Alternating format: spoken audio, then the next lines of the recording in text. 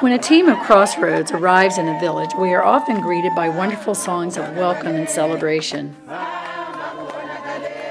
This year, the generosity of people like you made it possible for our teams to accomplish more than we ever imagined. There is now cleaner and more sustainable water in the rural areas of Nikasi and in the villages near Bethel Center. There are several strategically located biosand filters and many villagers trained to build their own filters. There are 3 newly dug ponds waiting to be filled by the rains in the next rainy season. There is a new well flowing with sweet water in Montevideo.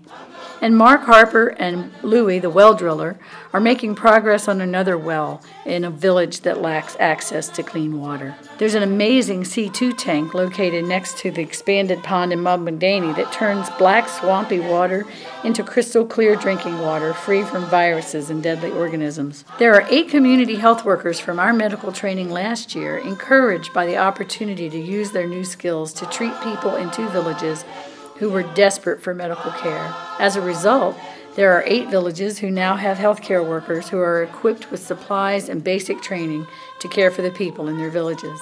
This is a woman who had been struck by a tree branch, resulting in puncture wounds to her head.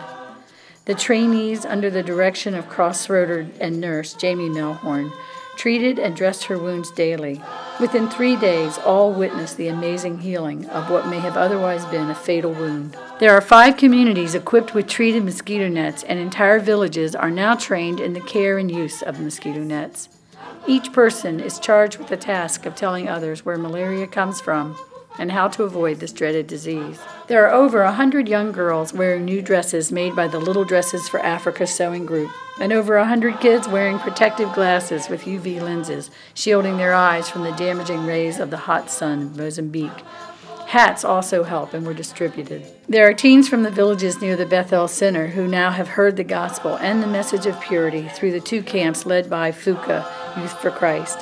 And there are a whole lot of tie-dye t-shirts to witness to the fun had by all. There's an elderly granny named Juliet who was starving to death, who now has hope and a hearty supply of food as she lives in a village challenged to care for her and for one another in the name of Christ. There are many people who have heard the message of Jesus Christ for the first time and are being discipled by our committed partners in ministry, Youth for Christ and Provision. The people of Mozambique thank you, the people of Crossroads, for your faithfulness in prayer and your incredible generosity. They thank you for your commitment to make a difference, not only in Jerusalem or Judea and Samaria, but to the ends of the earth.